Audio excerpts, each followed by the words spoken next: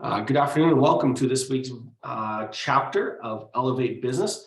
We're on the phone with, on the call with Jaden. Jaden, please introduce yourself and your company and who's your ideal client. Hi, so happy to be here. My name is Jaden. Company is Northern Insights Media. I got a few others, but for today's purposes, we'll talk about that one. And my ideal client, I guess, is somebody that has a vision, somebody that doesn't sweat the small stuff. Especially with marketing agencies, typically, I'll tell you who my worst client is. My worst client is the one that has really, really small budgets, really, really high expectations, and constantly nags on the small stuff instead of just looking at that bigger picture. When you're going through the strategy, you're pitching an overall funnel and they're getting locked up on like one blog that you have an idea for. And it's like, we don't have to do that blog, don't worry, but just, let's talk about the overall strategy. So that's the worst client. Best client is that has a clear vision. They don't sweat that small stuff. For product driven businesses that I have, ideal clients are the ones that buy, the one that love, and the ones that advocates, right? The customers that come in and they interact with the brand, they engage with the brand, they shout about the brand to their own network and to their own friends and family, and they connect and engage on an emotional level. So those are my ideal clients. Are they in a certain industry? Sorry? Are your preferred clients in a certain industry? You've done a wonderful job of explaining the mindset and ideology of your new client, which is great, but do you find them typically in a certain type of industry or not? No, not typically. I've definitely worked with certain industries more than others, like spirits and alcohol I've worked with a lot, and food and beverage I've worked with a lot, even automotive a little bit. But for the most part, I find it's not usually industry specific for me. It's typically just people, right? Like I've worked with really good CEOs in the tech industry, and I've worked with really, really bad CEOs in the tech industry. And vice versa. Dentists, actually, if you want to get super personal, dentists, sorry to all the dentists out there. I've worked with a lot of dentists and the majority is not good clients. It's interesting. I've had a few clients as dentists as well. And what did you find? Just what was your personal experience with them? Just know-it-alls or what? Know-it-alls and exactly how I described in the beginning, right? Like just super, super tight budgeted, not because they can't expand the budget, they just refuse to. Very high expectations, and not just in terms of goals, but high expectations for the deliverables, right? Like you pitch a set of a scope in the beginning, they agree to pay for that scope, and then a month down the line, it's like, well, can't you just do this? Can't you just do that? Why can't you just add this? This isn't hard stuff. I could do this myself. I'm paying you to do all this for me. Why can't? It's like, well, because you're paying for X and you want Y, Z, A, B, C. It's like, I don't come into your office and ask for a root canal when I'm there for a general clean. Why can't you just do the root canal? I'm already here. You can do it, can't you? I know I'm only paying for a cleaning, but I need it. Can't you just do it? That's dentists. That's a pretty good summary. Good summary. Why did you go into business in the first place? At some point, we all have jobs. Then we leave jobs to become entrepreneurs. What's your story and why did you go into business for yourself? Well, I like to think I've always been an entrepreneur, but I didn't really treat it as seriously until, I guess, 2017. Like in high school, I had a Mountain Dew side hustle. So my high school banned sugar and they took all the pop cans out of the vending machines. And so what I and a partner of mine did was we bought these cans, individual Mountain Dew cans from the corner shop down the street for $1.85, and we sold it out of our locker for $3 and created a massive demand for it. So I like to think I've always had that kind of spirit, but it wasn't until 2017 when I started my first company, which is a tutoring company.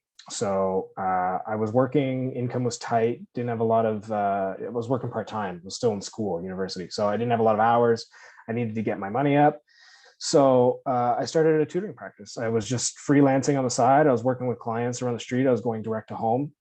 And from there, I think I did that for about a year until I decided to turn it into a full agency. So after about a year and a half, I had tutors working underneath me across Ottawa, Ontario. And then I moved to Calgary. This was about 3 years into the business. I had about 30 tutors working underneath me between Calgary and Ottawa. And we went direct to home. And then that's when I decided to give the business away. I had taken it as far as I wanted to take it.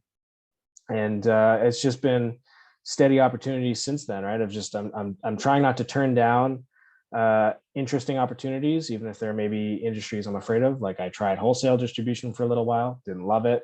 I tried food and beverage, and that's a love-hate, especially through COVID, but it's still going on. I'm still working on it. It's spirits, if you can see by my backdrop, it's a vodka I'll be launching hopefully this year, Gwen vodka. So just trying to raise money for that now. So yeah, just trying to explore as many opportunities as I possibly can, and just make it happen. Excellent. So why did you choose the marketing space for your main business model? I've always loved marketing. It's so funny because my original aspirations was law, right? Like I studied law in university and I wanted to be a lawyer, and I made sure I set up my path so that I could do that. I worked for a law firm as a junior associate, and I was doing lots of different things and meeting a lot of different people. But I've always had this interest in captivation with marketing and advertising and branding. I would read books all the time. I'd watch videos. I loved those, like Mad Men was one of my favorite shows. So I was just always really interested with it. And when I started my tutoring company and I really started to apply some of those things that I was learning on my own, I really liked watching things. I liked building funnels. I liked doing content creation. So then when I started working on this coffee shop franchise that I've started a couple of years ago with a partner of mine, one of the biggest aspects I loved about it was the marketing, right? So I was the company's chief operating officer. Technically, I still am, I guess, more of a board advisor at this point. But the biggest thing I liked was doing the advertising and engaging with people on social media and creating these campaigns and telling stories. I like telling stories. Like I like the creative storytelling aspect of marketing. So Northern Insights was actually kind of created by accident. Through the coffee shop company, we had a lot of suppliers that would ask us, who does your social media? Like, who does your marketing for you? We said, we do it in-house. And they ended up wanting to hire us. But logistically speaking, I didn't want to run the invoicing and accounts through the coffee shop company. So I incorporated this number company. We didn't have a brand. We didn't have a website. We didn't even have a name. And yet we had 9 clients ready to go. So I onboarded my entire team at the coffee shop into this agency, and we started working with these clients in the food and beverage sector. And that's just kind of how we got started. And since then, we've evolved and adapted. We work with more clients now in different industries. We work with tech, we work with automotive, we work with spirits, and we're doing more branding work now. And we're actually introducing a new extension to the business, which is music management. So helping upcoming artists kind of navigate their own path, build their own brand rather than having to rely on labels. So yeah, I guess that's a long way of answering your question. It was never the original path for me, but it was something I've always really liked, and I didn't really double down on until later in life, and now I'm going strong with it. That's good for you. So how big a team do you run on the agency side? So it's smaller. So on the agency side, the model that we take is in-house employees are high-level strategists and executives that help run the business. And then creative people, so graphic designers, web developers, that sort of stuff, that's outsourced contractors. So technically, my team is like 50, but my in-house staffing, it's 10, closer to 10, including myself. In terms of brand strategy, we do that in-house. So I like brand strategy, so I still pitch in on those tasks along with some people that we have on the team. But if we pick up a big paid advertising gig or a graphic design campaign where somebody wants to hire us for a keynote speech they're giving to design the background, we outsource that. Okay, fantastic, cool. So if you had one wish for your business, I had a big bag of money, magic wand, what would your wish be? Oh, geez, I don't know. Is it too broad to just say be the best marketing media company in the world? But you know what? I want to be the best media conglomerate in the world. Not marketing agency, media conglomerate. So what's a media conglomerate? I like it. What is it? Define it. TV, newspaper, press, marketing, branding, little bit of arms and a little bit of everything. Entertainment management, artist management, everything. So if I could have a wish, it would be to have little arms in all of these sectors of media rather than niching down into just digital marketing or branding. it's hard to do That that. sounds So very inviting. I'm going to have yeah. some fun with that. Okay. I would imagine that when you build a marketing campaign for your clients, you probably get them to niche down into a specific niche. So as we break our own rules, why would you be an inch deep and a mile wide versus a mile deep and an inch wide? I constantly break my own rules. I mean, I tell my clients all the time to constantly create content and provide value. And for the agency, we very rarely create our own content because we're so busy. But it doesn't mean we shouldn't do it. We should be doing it. I'm just bad about it. I don't know. I think it's always interested me, these different aspects of the business. Like, I really like paid advertising. I really like press. I really like public relations. I really like branding. I really like storytelling. I like digital marketing. And I guess what I tell clients is start small, grow big. And I guess that's kind of what we're doing. So if a genie popped up tomorrow and said, "What do you want?" I would just wish for it all now. But I like to think that we're kind of gearing up into that space. Probably not going to be as big as I'm envisioning, but we started with digital marketing. Really, we started with social media. So we weren't even really doing all digital marketing when we started. When we got hired with those 9 suppliers, they just wanted social media marketing. So we were a very niched social media agency with like 4 people that didn't have a logo, didn't have a website, we weren't called Northern Insights. I think we were like 1241 Canada Incorporated, something like that. And then from there, we started adding services till we were a full-fledged digital agency. And then we added the creative brand strategy. And now we've got this media arm where we're doing artist management, music management with, and even then we're starting with rappers, because rappers, R&B artists, hip hop, because that's just the clients that are at the door right now. We work with 2 artists right now, and one of them has just been really good about bringing business in the door. We've done some good things for him, and I guess he wants to spread the word. So we've got a ton of discovery meetings scheduled with artists that want a piece of this action. So, maybe we're on our way. We do the digital marketing, we got the creative branding, we've got the media management. Maybe then we get into public relations and press. I don't know. We'll see where it goes. Very interesting. What inspires you today when you look at the world from business to marketing to travel? What inspires you? What do you find exciting about today's world? I think I'm a very passionate guy, and I think what drives me a lot is my passion. Sometimes it bites me, sometimes it helps me. But I'd say the sheer amount of opportunities that exist today is what inspires me. I don't know if that's a cop-out answer or not, but compared to even 10 years ago, we didn't have as many opportunities that we do now. As long as you've got some sort of will and some sort of way to make it happen, you could learn any skill you want to learn just on the internet now. You don't have to go to an Ivy League university and spend $100,000 to learn how to be a really good coder or how to start a business. You don't need an MBA anymore to start a business. Marketing, I'm self-taught. All my marketing knowledge comes from buying books, watching YouTube videos, watching documentaries, practicing, right? Like a lot of trial and error through my own businesses, applying and making mistakes. And the fact that I've been able to experience so many different industries, both through the marketing and directly, just because it's accessible, I think that's inspiring. I think it's just, if you can see them and acknowledge them and continue to learn from them, why wouldn't you, right? No, I'm with you 100%. I'm always amazed at what people don't do when there's so much opportunity on the other side. What's been your biggest learning since being a business owner?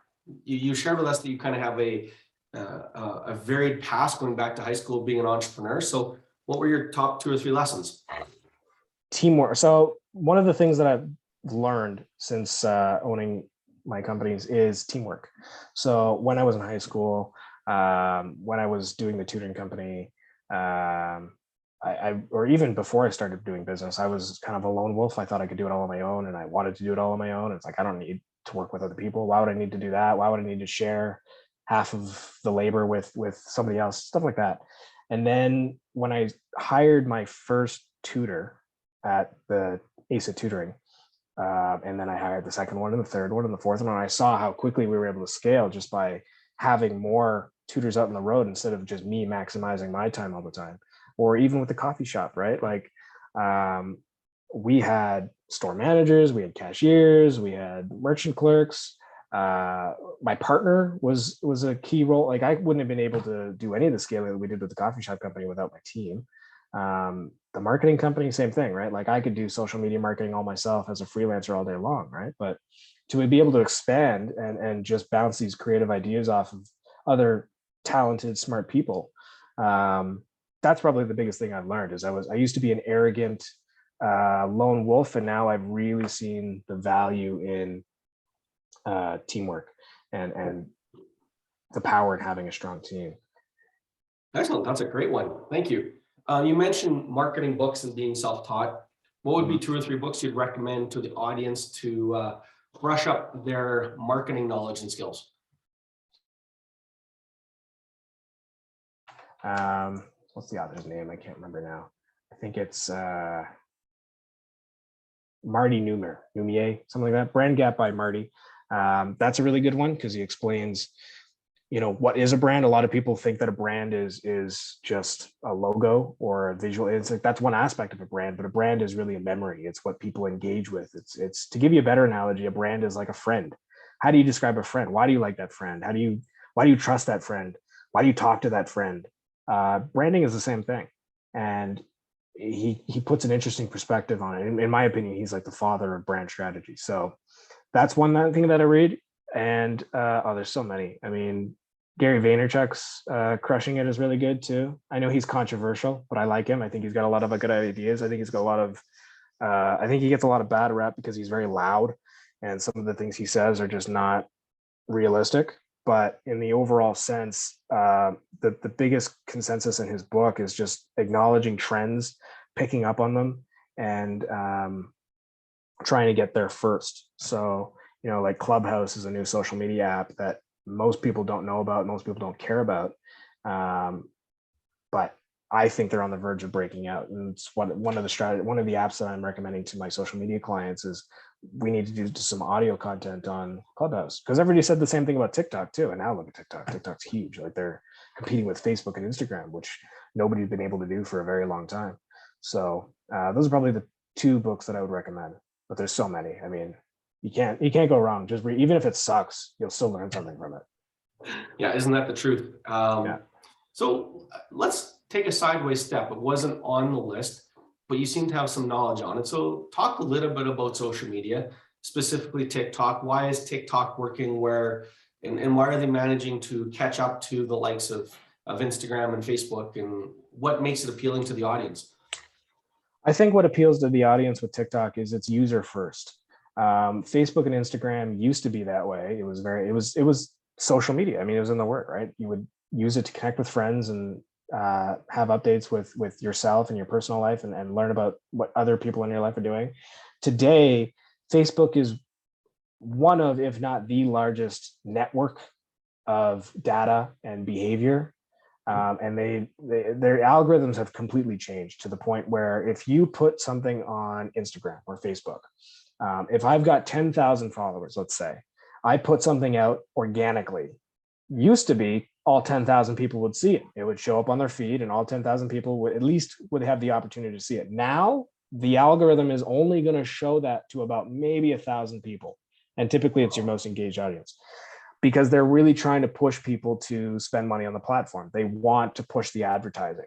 Now, to their credit, the advertising is powerful, but as a social platform, if you're not on it to advertise your business or promote your brand or become really big and grow your personal brand, it's become quite diluted.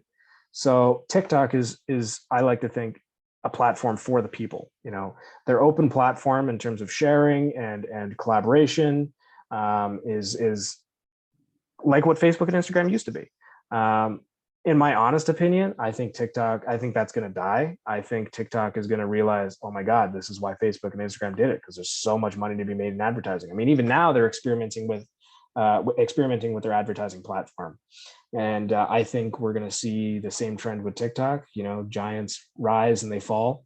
But for now, what people like about it is that you can post something up there. You can post you making cupcakes. Let's say you're the best cupcake maker in the world, or at least you think you are. You put up a couple of videos, you making really nice cupcakes, and all of a sudden you've got 500,000 followers on TikTok who just want to watch you make cupcakes, right? The opportunity that TikTok helps create is uncomparable. Interesting. Cool. Thank you. What is your biggest frustration with your current business model? Oh, Jesus. The current business model. Or current I'll tell you, business operations? I'll tell you what my biggest frustration with the business model was before I decided to kind of tweak it. So when we were a digital marketing agency, what we were doing was we were $5,000 flat every month, Canadian, for all inclusive marketing support. So a lot of agencies will charge you by scope. You know, they'll be like, okay, this is what we want to do. It's like, okay, that's going to cost you $8,000 a month, $10,000 a month, or it's going to be cost $40,000 a month, right? Or they would do it hourly, but you would have to cherry pick services, right? Be like, okay, well, I can only afford to do 3 posts a week on Instagram and some SEO work. Okay, great. What we were doing was I wanted to disrupt and do everything. So we didn't cap you with posts. Like if you needed Instagram in your business model, we did Instagram. If you needed 2 posts a week, we did 2 posts a week. If you needed 6 posts a week, we did 6 posts a week.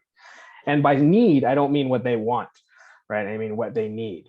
Sometimes it's not good to blast your followers 3 times a day, every single day, right? So it wasn't about just offering the most amount of work possible. It was about offering the best work that was needed for their business model and then not putting limitations on it. For one fixed rate a month, it was $5,000 a month. The problem I had with that was I think we were being regarded as a very boutique kind of cheap agency. We weren't being recognized for the creative talent we had.